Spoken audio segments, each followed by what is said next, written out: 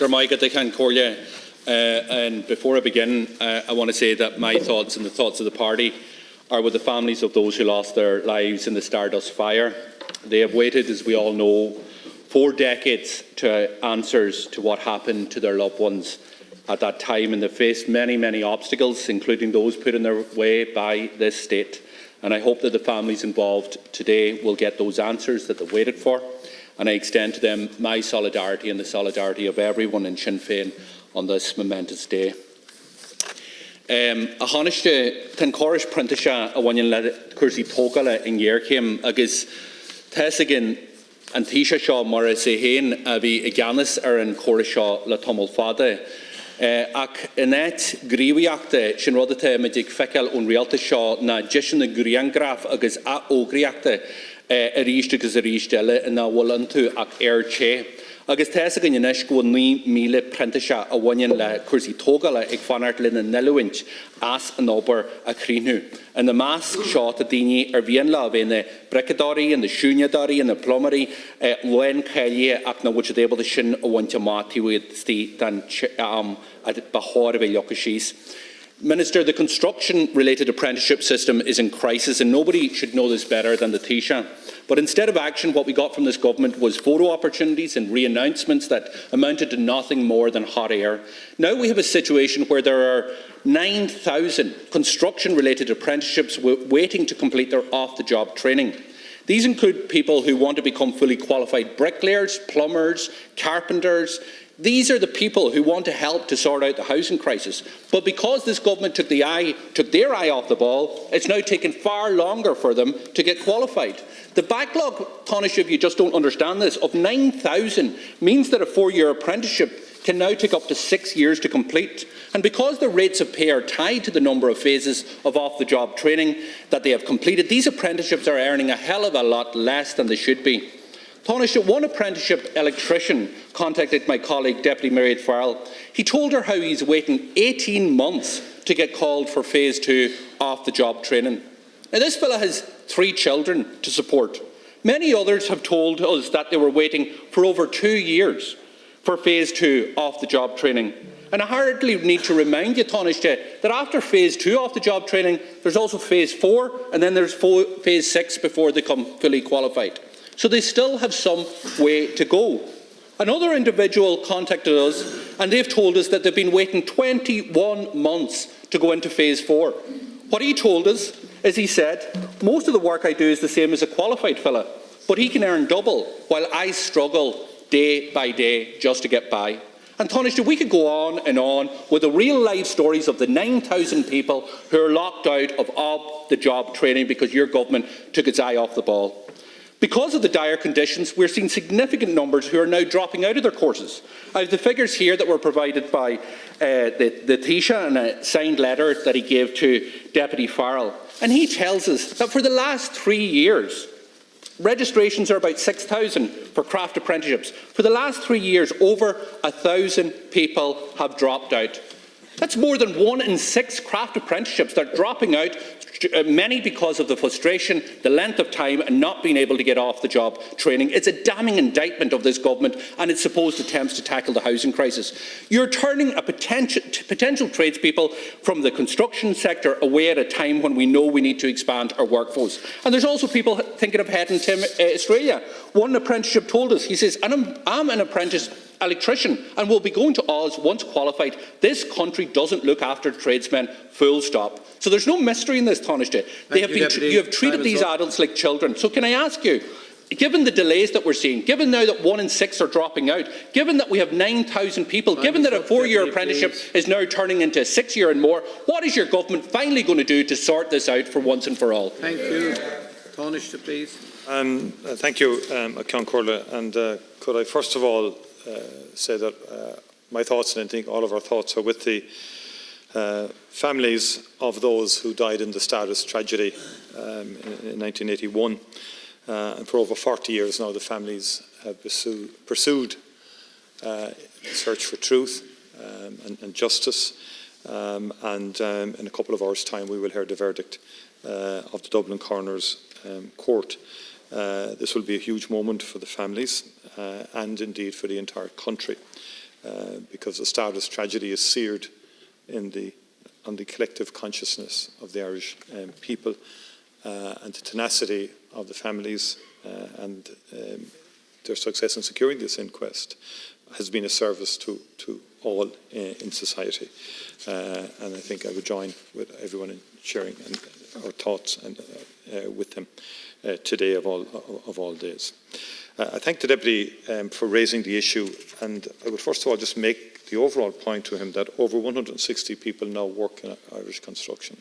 So Tulcon Ulvor Lefeshkent in Medu Medine Tai Gubber ag togála tíocht agus alón rudí eile agus tá sé ag méadú níos náidre in éireann ná aon tír eile san Europe. So percentage-wise, our construction output is increasing, and it's the highest output across the European 27 member states. You don't get those figures, Deputy, if you don't have apprentices coming through and if you don't have an increase in the workforce. So that's the overall fundamental issue. Nobody has taken their eye off the ball, Deputy, in respect of apprenticeships. Eliminating the number of apprentices waiting 6 months or longer for their training, predominantly at phase 2 off the job, has been an area of unrelenting focus for this government. Indeed, we set up a separate department of skills, further education, higher education and research to give a greater cabinet focus to the whole area of skills and apprenticeships. And very significant progress has been made. COVID-19 created very significant backlogs in respect of apprenticeships. But it is reducing. The apprenticeship registrations were 8,712 to the end of 2023. That's up 5% on the end of 2022, up 41%. Up 41%, Deputy, from 2019. So there's been a very significant change in respect of people signing up for apprenticeships. And in respect of craft apprenticeship registrations, it increased from 5,271 in 2019 to 6,588 in 2023, which is a 25% increase.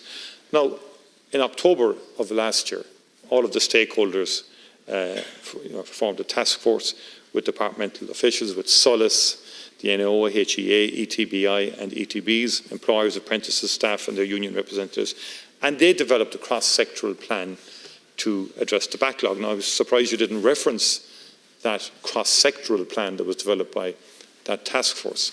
And the National Apprenticeship Office is leading the response overseen by the department. And the rapid implementation of the response plan means that the backlog has reduced by the end of March of this year to 3,460, made up of about 3,347.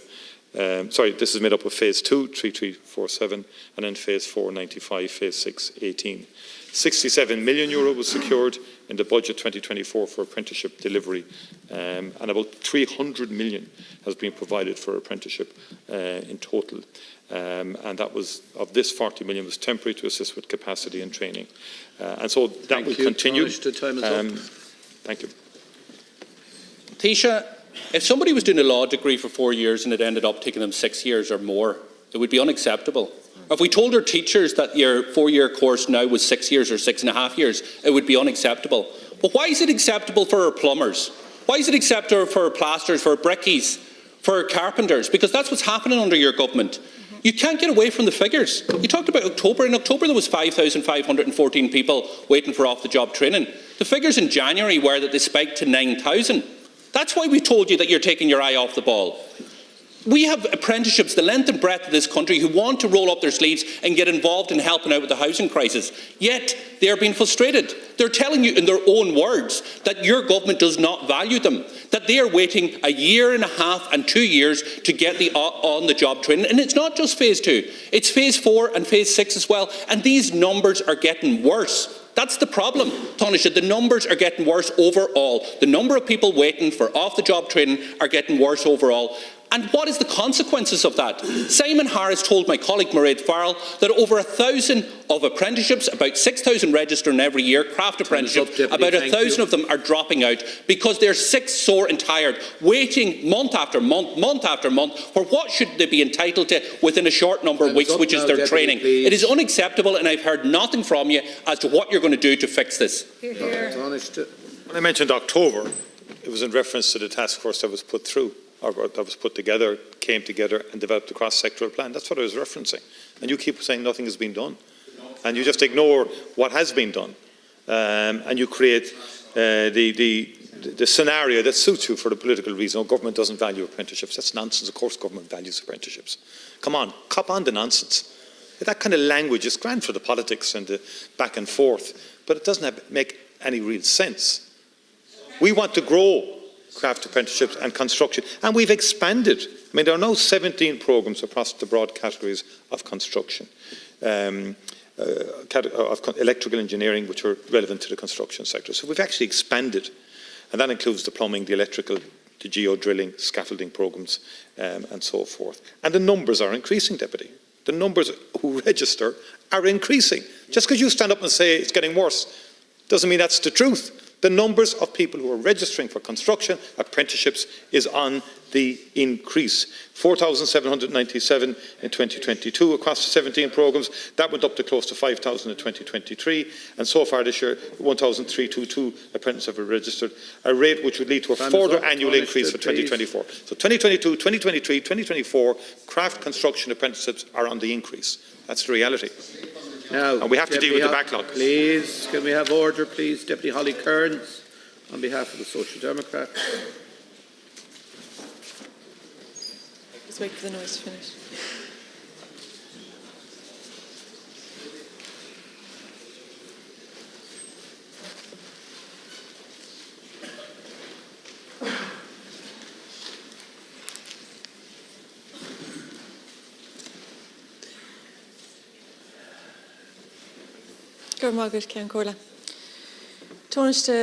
Housing is often discussed in this chamber, but too often we don't discuss the reality, the real life impact that this crisis is having on people's lives. The Irish Examiner has been speaking with some of these people this week. Kellyanne Healy is 37 and lives at home with her parents in Blackpool and Cork. She's worked since she was a teenager and always thought if she worked hard enough, she would one day own a home of her own. But that dream is rapidly fading. She said, when you're single, people think you have a fancy life, but there's not much you can do from your childhood bedroom. Kellyanne's living situation is also taking a toll on her parents, who see their daughter struggling. She said, my dad is the biggest worrier in the world, and I know it's difficult for him seeing me so stressed. Jennifer Manifold is 45 and still living in a house share with 2 housemates in Cork. Despite working full-time, she has no hope of buying and can't even afford to rent on her own. Jennifer said her living situation is depressing. She tries not to think about what would happen if she were evicted. She said, this is creating such anxiety. This is something that many people in positions of power would not be able to understand. Christina Galvin is 51 and may have to emigrate because of the housing disaster. Christina said she has a good salary, but most of it goes on rent for her 1-bed apartment in Galway. She feels huge stress and tragically shame because of her housing situation. She said, I am beyond outrage, I am despairing. Taoiseach, Kellyanne, Jennifer and Christina are just 3 of the tens of thousands of people who are suffering because of the housing disaster. Tens of thousands of people are enduring the same trauma with every waking moment consumed with dread and fear. Because without housing security, your whole life feels unmoored. It feels like there's no place for you in society, that your life is passing you by, that you're missing opportunities to start a relationship, a family, a new career. And then, of course, there's the helplessness and frustration because you can't do anything about it. Worst of all, Taoiseach, some people feel shame, as if they are the failure. The reality is not being able to pay rack rents or record house prices is not a personal failure. It's a failed government housing plan and a shameful refusal to admit it.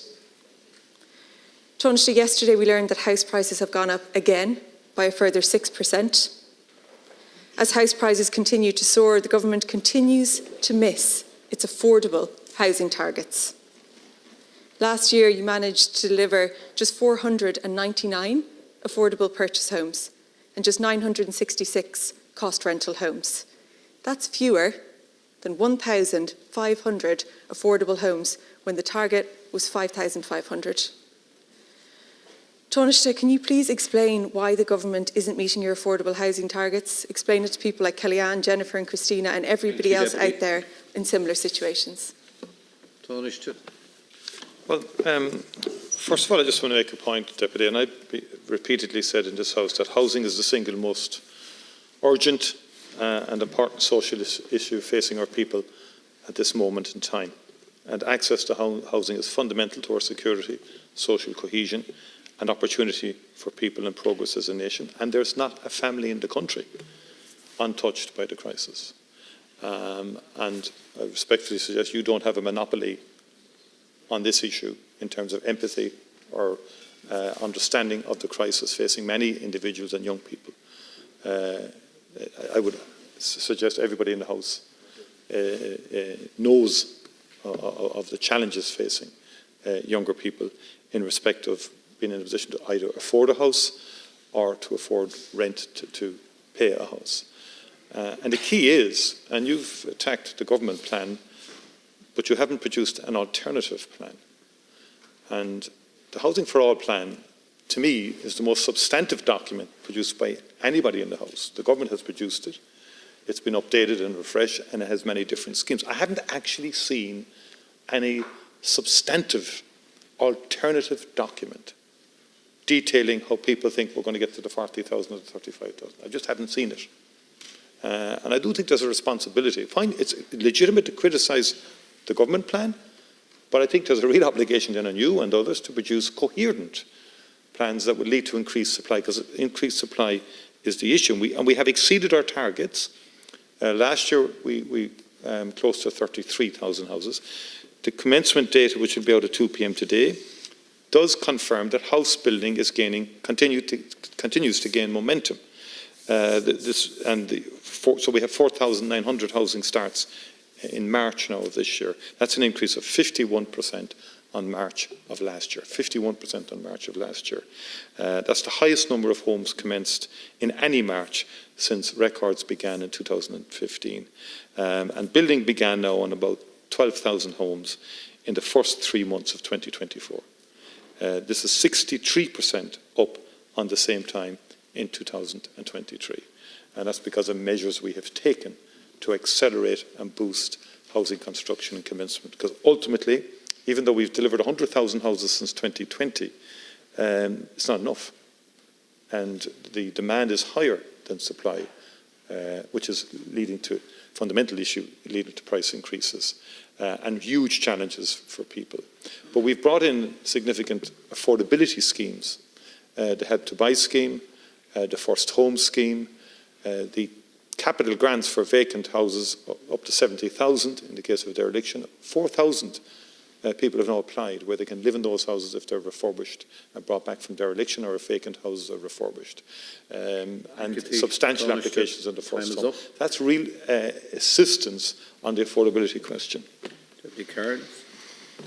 Taoiseach, I don't know, do you think that people believe you when you come in here and just say that we don't put forward any solutions? In the past number of weeks alone, my colleague Cian O'Callaghan has put forward, I think, 255 amendments to the planning bill. The government has just routinely voted them down. One of them was around zoning land for affordable housing. Rejected. In terms of immediate solutions that we've suggested, a tax with teeth on vacancy to try and address there's tens of thousands of vacant homes in the middle of a housing crisis, an effective stamp duty on the bulk buying of homes so first-time buyers aren't competing with billion-euro funds. You've refused to do that. It's gone under the radar this week that you're not.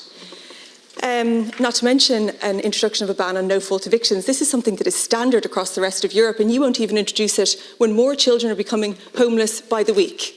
In terms of more kind of medium-term solutions that the Social Democrats have suggested, we've put forward a motion on home ownership with a focus on redirecting subsidies from developers. Related, we have a developer profits transparency bill.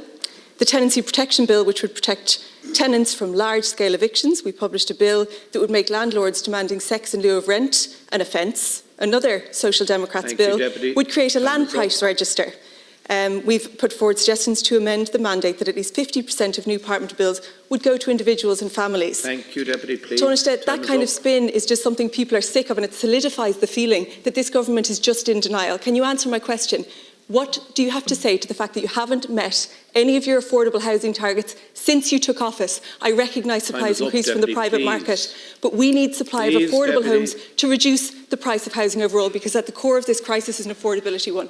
Please answer the question about affordable housing targets. But again, Deputy, everything you've outlined there, quite a majority of that actually would, in some of what you've suggested, would reduce supply of houses. It's about curtailing the market, restricting. We don't have. We've already curtailed the bulk purchasing through the planning laws and through a stamp duty. In terms of, it is working actually. No, it is working. Despite all of your spin, it is working. And the evidence is there in terms of the fact that the vast majority of house purchases in the country are by citizens, individuals, and we've had the highest number of first-time buyers. Highest in years on an ongoing basis. What does that tell you? It tells you that affordability is improving for quite a number of first-time buyers. We doubled the number of affordable homes this year, and we will continue to increase the direct intervention by the state. And what I'm saying to you, it's not spin, Deputy. Like, Housing for All is a fairly substantial document. It's been updated and so forth, and it's quarterly reports. I've seen no other document from any party, substantive now, saying how are we going to get to 40,000 per annum? How are we going to get to 50,000 per annum? We can all pluck figures out of the air, but we need actually a programmed, clear policy platform as to how you get more houses built. Thank you. And how you get more houses into the private rental market. Your policies would take more houses out of the private rental market, I would suggest. Deputy Matt Shanahan on behalf of the Regional Group. Are we not next? We're next. Matt, Deputy Shanahan is next. It was a mistake made in the order for the week that nobody spotted, and it will revert to normal after this week. Okay. We don't have leaders' questions today. You don't have. You do, yes, but you're next after Deputy Shanahan. The order was flawed.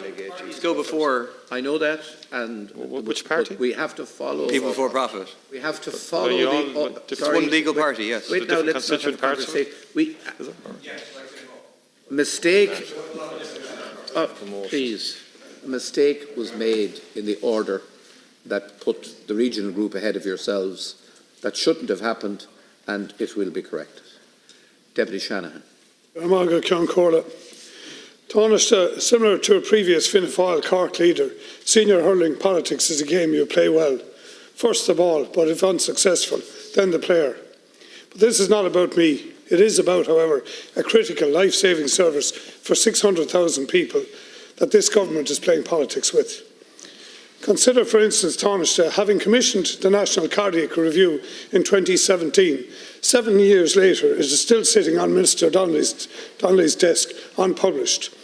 Or the failure to deliver the required cardiac day ward promised with the cath lab extension. Or Minister Donnelly's recent announcement of cuts to UHW citing elective inefficiency while having closed down the highly effective Kilcreen surgery unit just 6 months ago, and also having completely cleaved UHW from assent of last July's £350 million Model 4 capital programme. And you wonder why you are not loved in the South East, Taoiseach. Fulfil your promise to the Deliver South East 24/7. On the 19th of October 2021, a leader's question, I asked you as Taoiseach when you envisaged increasing cardiac services in University Hospital Waterford. In raising this question, I reminded you of your pre-election promise you made to almost 600,000 people who rely on that Model 4 hospital for acute access. In 2016, you stood on the grounds of UHW beside your then councillor candidate, now our Junior Minister for Health, and promised to provide 24/7 cardiac care to the South East region. That photo, That promise had a direct connection to re-establishing a Fianna Fáil seat in Waterford and strengthening the Fianna Fáil vote across the region. You are not a novice politician, Taoiseach, unaware of how government works. You stood for a photo as a former Minister for Health, as a lifelong student of senior hurling politics.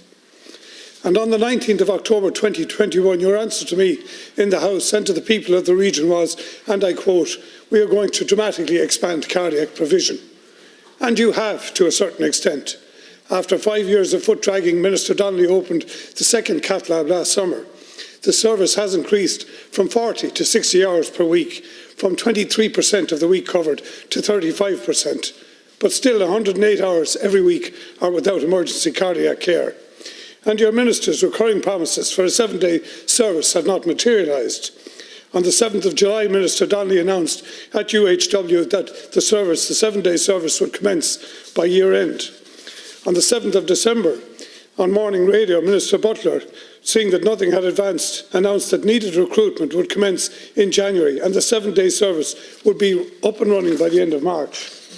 But then March bowed out with still nothing progressed, and the Minister returned to Damien Tierney's show to announce that recruitment would begin immediately.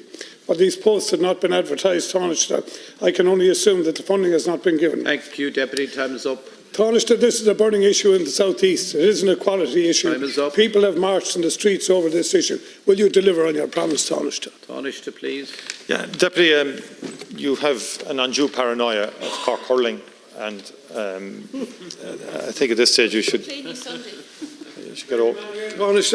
No, I'm not. Just saying you seem obsessed with senior hurling and Cork, but we'll park that for a moment.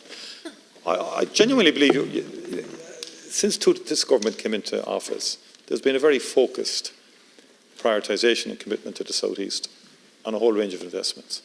And at different times when I've engaged with you, you've acknowledged that actually, particularly even in terms of health. But then every now and again you come back and sort of go back to the original script. And the script is one where you endeavour to sort of portray the government as not committed to Waterford, not committed to the South East. And that couldn't be further from the truth. And with the presence of Mary Butler as a Minister of State and other deputies and public representatives from Waterford, issues pertaining to Waterford and the South East are always very high on our agenda. I mean, there's been very strong employment growth across the regions, including the South East. I mean, the number of jobs in the South East has gone up 30%, Deputy, under this government, 30%. And that's across all the various agency employments and supports from all the various agencies and so on. From an FDI perspective, the South East region has been strong over the past 5 years, with an increase, with employment going up 25% among IDA clients, with 86 IDA client companies employing about 15,500 and odd in the South East, and there's 46 in Waterford alone, and then the North Keys project and so forth. And in terms of University Hospital Waterford, I mean, people paint pictures of decline and decay, yet then you read and you see the staffing at the hospital has gone up by 42%. 42% since 2019. That's close to 829 additional people working in the hospital. And you kind of say nothing has been done and all of that. It just doesn't add up, Deputy. There comes a time when we need balance in public commentary.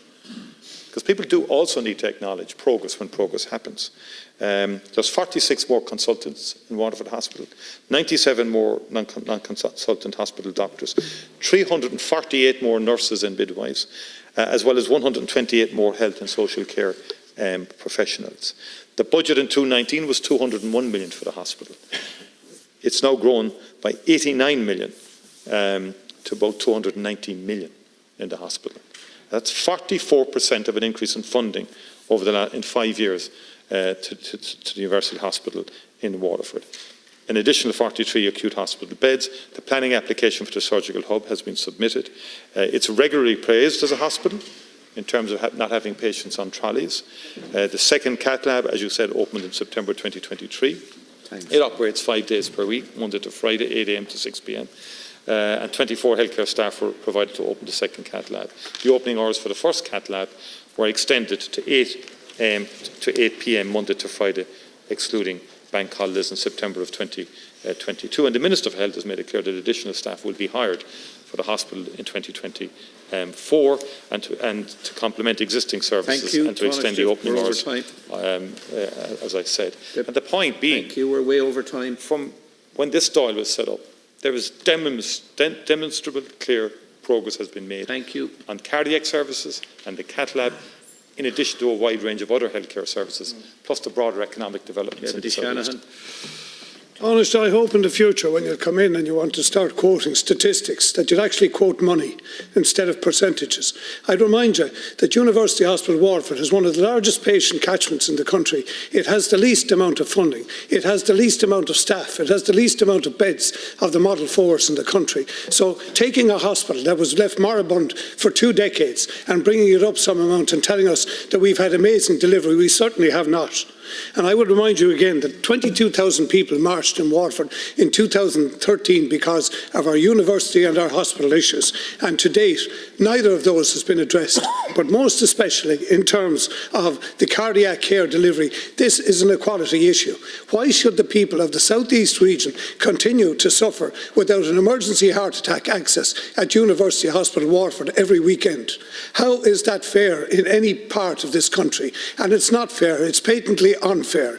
And you have stood, as I said, and took electoral aggrandisement here, standing up saying that you would deliver a 24/7 service. In 2016 you made that promise. And here today we still not even have a weekend service. Tánaiste. Please deliver, Tánaiste, properly to your promises. That's all I'm asking you to do.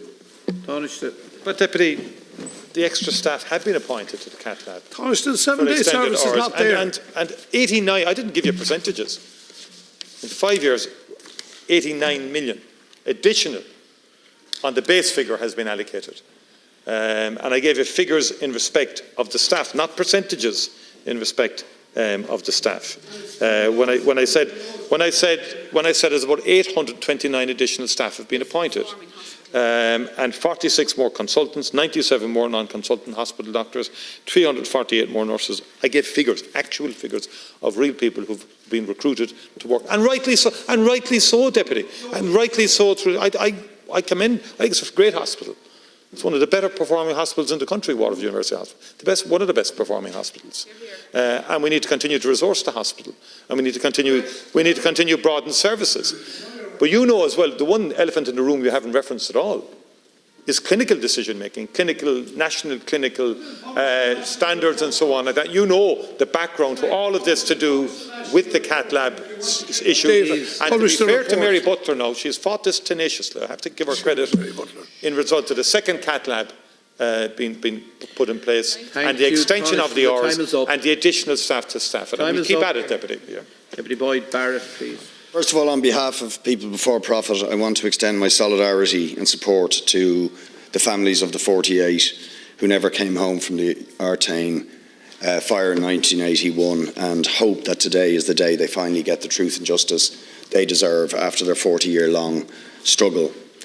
Tánaiste, next Tuesday at 5:30 outside the Dáil, the Raise the Roof campaign will hold a major rally demanding secure and affordable housing for all. The coalition of trade unions, housing groups, political parties, student unions will be putting forward a motion in private members' time that day calling for this government to acknowledge its failure to address the unprecedented housing and homelessness crisis, and demanding that you finally deliver the social and affordable housing we need, control rents to put them in line with the incomes of ordinary workers, deal with the scandal of vacant and derelict property, reinstate the no-fault eviction ban, and deliver the genuine affordability, which means ordinary young and working people have some hope of getting a secure and affordable roof over their head. Now, that rally comes on the back of this government's utter failure to deliver those things: secure and affordable housing for working people, for a whole generation of young people. Your failure to meet even your own completely inadequate affordable housing targets, which you missed by 1,191. Your complete failure to meet your social affordable targets. The fact that house prices have now reached in Dublin €511,000 average price for a home. In Dublin, 2,344 monthly rent for renting in the private sector. The latest CSO figures showing that house prices have gone up another 6% on those already unaffordable prices. That rents in the last 12 months have gone up by 10% on those already unaffordable rents. And you say we don't offer solutions, Taoiseach, but first of all, the solutions you're proposing are going to make it worse. You plan to extend the suspension of development levies to throw another €300 million at the developers who are delivering this completely unaffordable housing, delivering completely unaffordable rents. In contrast, we put forward yesterday at the Planning Development Bill an amendment to your bill which would move up the amount of social and affordable housing from 20% to 50%. You rejected it. There was a proposal, you rejected it, and indeed you reject the proposals being put forward by the Raise the Roof campaign, housing groups, by the ICTU and many of the opposition political parties in this country. What do you have to say to those who are going to gather outside the Dáil next week to protest at your failure to deliver the social and affordable housing the people of this country so desperately need? Thank you, Deputy Boyd-Barrett. Taoiseach. Again, as I said earlier, housing is the most important issue facing this country and facing our people. And we've got to focus on policies that will increase the number of houses that we can build every year. And it will also increase the number of houses that are available to the rental market. What you've put forward, Deputy, I would suggest, would depress the number of houses available to the rental market and would actually lead to a decrease in the supply of houses more generally. Because you're, in terms of you would say no development levies, for example, not to waive them. You're against the waiver of development levies. The commencement data, which will be out today, is indicating that about 4,900 housing starts in March of this year, an increase of 51% in March of last year. Now, if your policies are implemented, we will not achieve that figure next year or the year after. We won't see increases in housing starts. Just won't see it. And your proposals in terms of development and proportion of social, that will also depress supply, whether you like it or not. Now, you perhaps believe in a full state intervention approach. And in my view, the capacity doesn't exist. What I mean by that is you don't believe in any private sector housing really in the end, do you? I mean, that's fair enough, that's your position. And you'll probably have everybody direct labour, direct state and national building agency, and that the state would build every house in the country. It would take some time to get that up and running. And meanwhile, we would have people fleeing the market. So I actually genuinely believe that what you're proposing would be catastrophic for the housing market and catastrophic for young people who are trying to get houses and buy houses. At the moment, in terms of social houses, 12,000 social homes were delivered in total last year in 2023. That's the highest since 1975, actually. There's about 8,100 built, and there's about the rest of them were either acquired, tenant in situ, and so on like that. There's about 22,500 more social homes, either on site or at design and at tender stage. And mortgage drawdowns by first-time buyers reached a new peak at about 26,000 in 2023. That's the highest annual level since 2007. So we are improving affordability for younger people to be in a position to buy houses. And 33,000 houses last year were completed. We'd hope we get that we would exceed that target this year, and already the signs are we will exceed the target that we've actually set. The housing in terms of affordable homes, where you've cost rental and affordable purchase, about 6,000 affordable homes have now been delivered to Q4 2023, which is double what had been produced prior to then. On dereliction, I mean, I don't know whether you support the grant-based scheme that we've introduced. Time is up. 70,000 for derelict houses for a young couple or individual to get a grant of 70,000 and other supports to bring a derelict house back into family. Taoiseach, all those statistics are cold comfort to, for example, Amy and her husband, who are in my office this week. Amy is out of work on illness benefit at the moment. Her husband is a bus driver. Their net income after tax is €48,000. They are facing homelessness because of an eviction on grounds of sale. The only rents available are €3,000 per month. Because they're over the social housing income threshold, they are not entitled to the possibility of social housing. If they end up homeless, they won't even be able to get HAP. In order to pay rents of $3,000 a month, which is all that's available, they would have to pay out 75% of their income on rent. Completely impossible. So what do you say to Amy and her husband, a bus driver, who are facing the prospect of homelessness? I think they will say they need to be out on the streets next Tuesday on the Raise the Roof demonstration, along with many others. Or Niamh and Anthony, who are with their children, who are the second Christmas now they've passed in a homeless hub in my area, and I could go on through the list. Frankly, Taoiseach, Taoiseach, your reliance on private developers and private speculators to deliver affordable housing is failing. The rents are going up, the house prices are going up, you still want to throw money at them. What we actually need is controls on rents, controls on house prices, and for the state to deliver social and affordable housing on scale. Thank you very much. See, to conclude, please. What I would say to Amy and her husband and to Niamh and Anthony is that your proposals would make the situation catastrophically worse. It would be much worse. Much worse. Much worse. People would leave the rental market immediately because you're all control to such an extent there'll be no one in the rental market by the time you're finished. They just won't be there. And it's evident in terms of the policies. And in terms of affordable, about 4,000 affordable homes were delivered in 2020. That's double, right? And the social housing, 12,000 delivered last year. Now, we're being realistic and we're being honest with people. I'm not going to create some sort of fairy tale and say there's a wonderful world waiting for us. If only we had people before profit in government. And that then we would have 100. Yeah, but your proposals aren't going to sort that out. That's my point.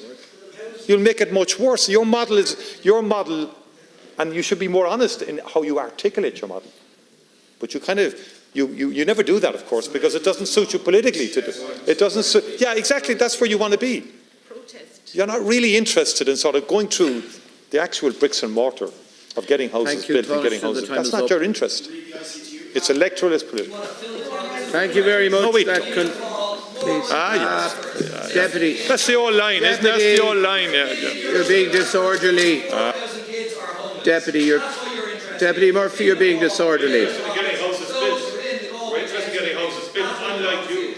We're interested in getting houses built. Deputy, please, don't. Taoiseach, please don't encourage. Please, you're being. That's what stopped housing development after housing development in Dublin. You're responsible for housing crisis. Housing crisis after housing crisis. Wait now. If you're going to protest outside on Tuesday, protest outside. But can we have a little bit of order in here? Please.